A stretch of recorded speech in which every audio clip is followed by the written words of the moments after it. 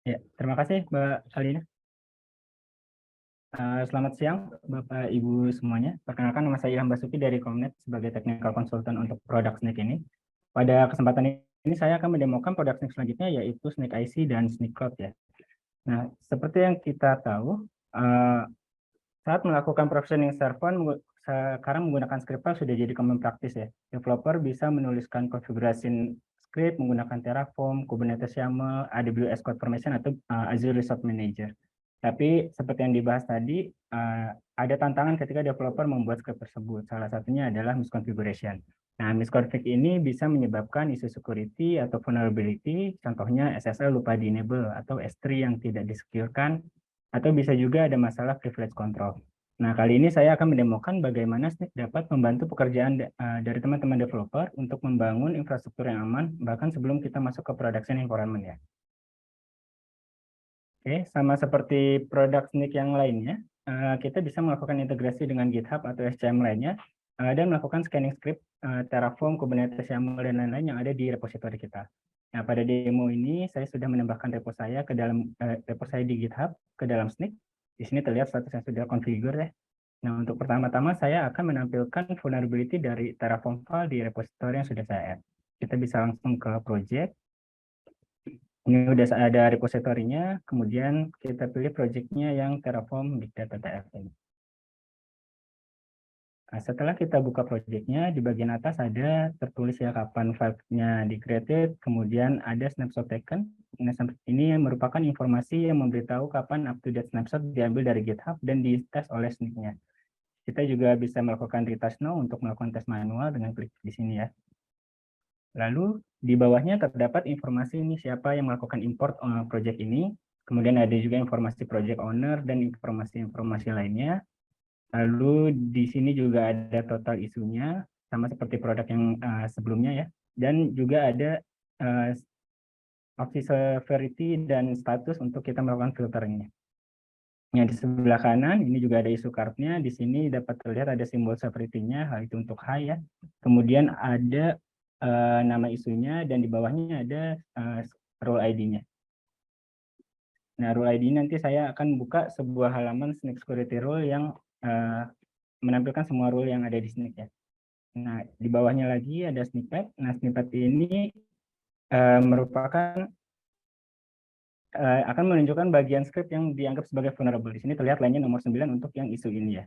Kemudian kita juga bisa klik untuk detail path, dan kita dapat melihat informasi lebih dalam nih mengenai apa sih isunya, kemudian apa impact dari isu tersebut, dan bagaimana cara kita meresolve-nya. Untuk isu ini contohnya dia IPv4-nya diubah menjadi false. Kemudian kita juga ada tombol full detail untuk melihat full code-nya ya. Di sini kelihatan semua full code-nya. Lalu juga ada tombol ignore, sama seperti tadi, ignore ini bisa kita klik untuk melakukan whitelist dari isu yang ada. Nah, selain itu, kita juga dapat melakukan testing project yang tersimpan di lokal PC kita. Jadi, kita menggunakan namanya Snake CLI ya. Ini saya sudah melakukan Snake Authentication, jadi saya bisa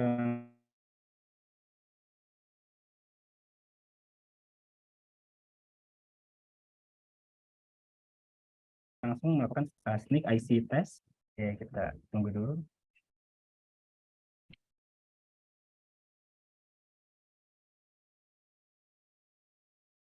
Oke, nah ini Snake akan melakukan tes dan terlihatnya di bawah ini juga total isunya sama seperti yang ada di web UI ya. Jadi teman-teman punya opsi untuk melakukan pengecekan itu dari web konsolnya atau dari CLI. Kita kembali ke web UI-nya ya. Oke.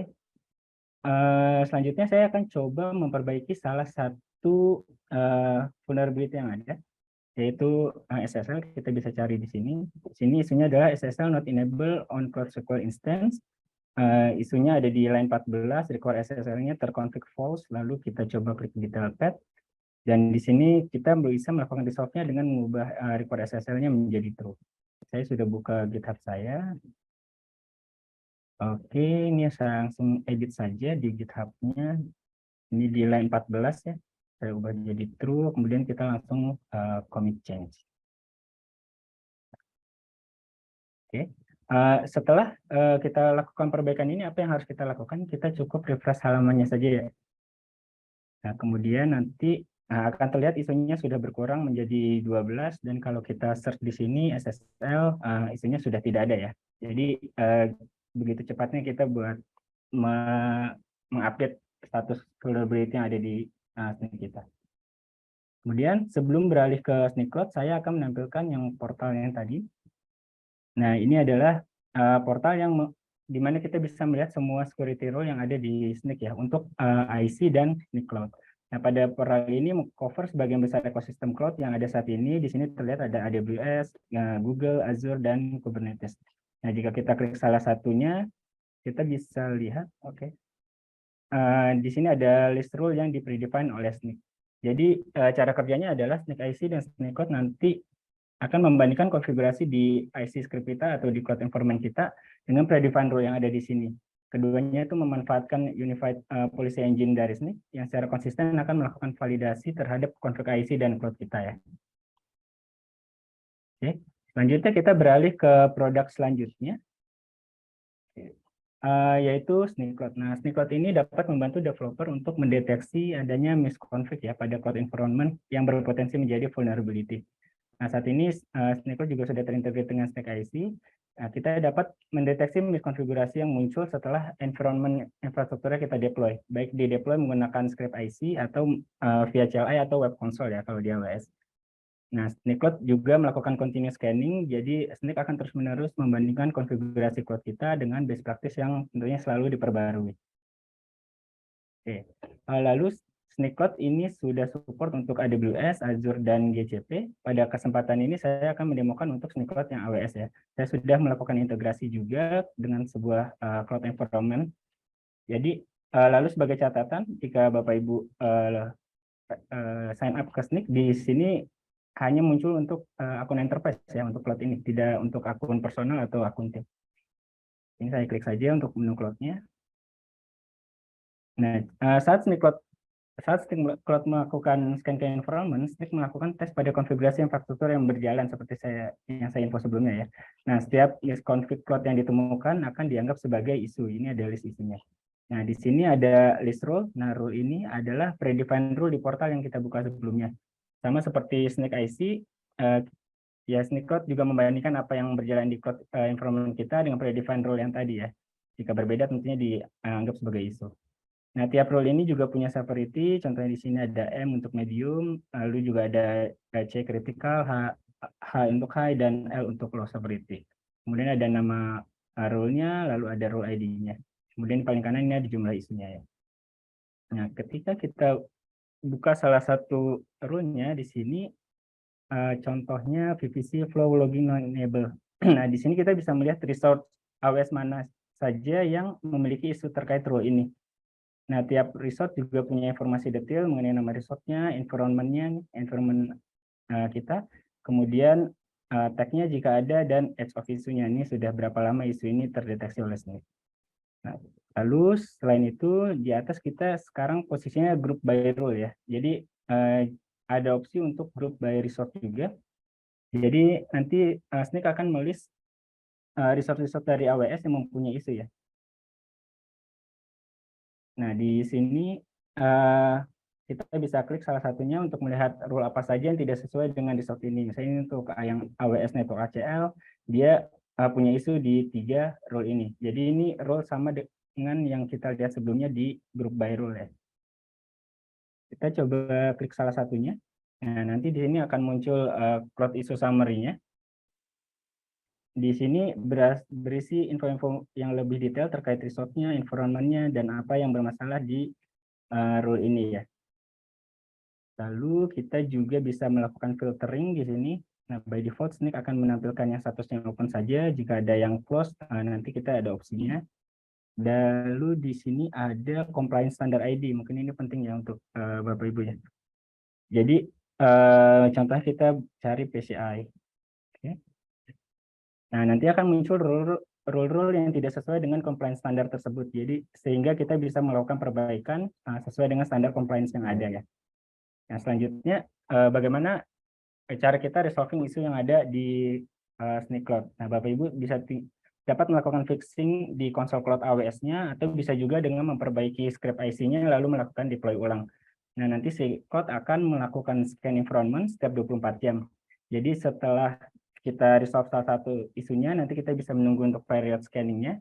Jika isunya sudah hilang, dia tidak akan muncul lagi di sini, tapi jika kita belum melakukan perbaikan, isunya akan tetap ada di sini dan nanti as of isunya bakal terus bertambah ya. Kemudian yang terakhir di sini ada menu report.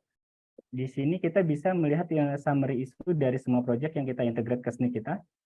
Nah, informasi di menu report ini dapat dimanfaatkan tentunya oleh developer leader atau tim security untuk melihat kondisi project secara keseluruhannya.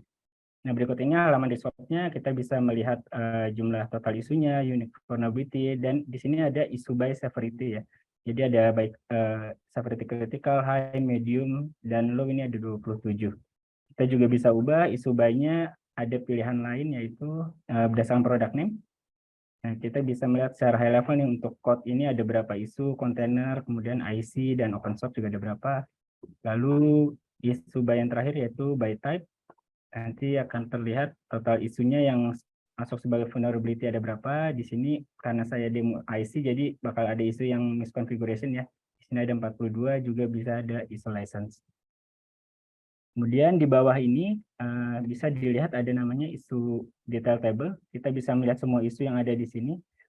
Dari yang paling kiri kita bisa melihat severity dan skornya, kemudian nama isunya, dan dia masuk ke project yang mana. Kemudian di paling kanan bisa terlihat ini SNIC produknya apa ya. Lalu kita kembali ke atas, kita dapat melihat bentuk report yang lain. Contohnya sekarang kita saya bukanya di isu detail ya. Kita bisa klik yang isu summary.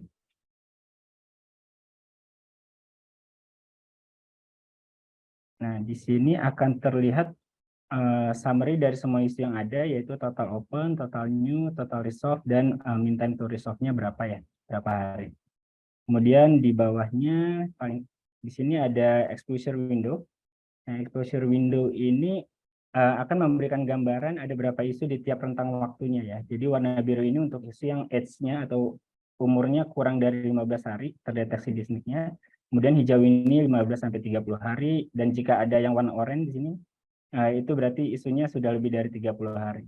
Jadi idealnya isu-isu yang di atas 30 hari sudah tidak ada atau sedikit ya kan. Karena kita pasti sudah melakukan fixing dari isu tersebut. Lalu di bawahnya lagi terdapat risk breakdown. Di sini kita dapat melihat jumlah isu dari per project-nya. Jadi kalau misalnya project-nya ada banyak, Bapak Ibu bisa melihat di bagian sini. Lalu di atas, mungkin ini juga cukup penting ya, SNIC menyediakan fitur untuk ekspor ke PDF, jadi kita bisa menyimpan report ini ke dalam file PDF, sehingga jika dibutuhkan oleh pihak lain, baik untuk kebutuhan risk management atau untuk compliance, kita dapat memanfaatkan fitur ini.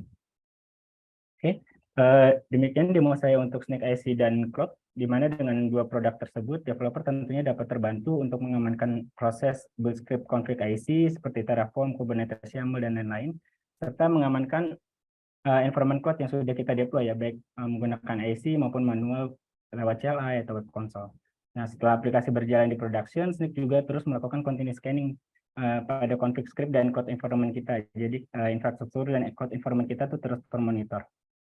Dan jika terdapat vulnerability nih yang baru diintroduce di luar misalnya, kita dapat langsung menanganinya sebelum dieksploit oleh hacker atau attacker.